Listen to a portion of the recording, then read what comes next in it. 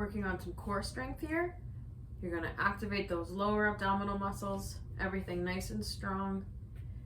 And from here, you're either going to lift one arm, rotate it down to your side, and back up, and continue doing that.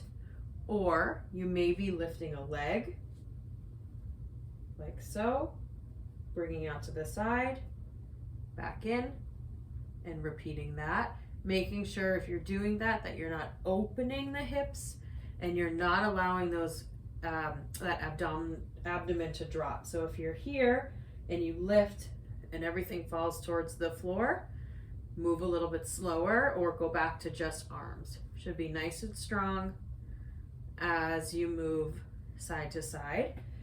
The combined movement there, the hardest level would be to do one arm in the opposite leg. Again, nice and tight, no movement, and bringing them both out to the side and back in.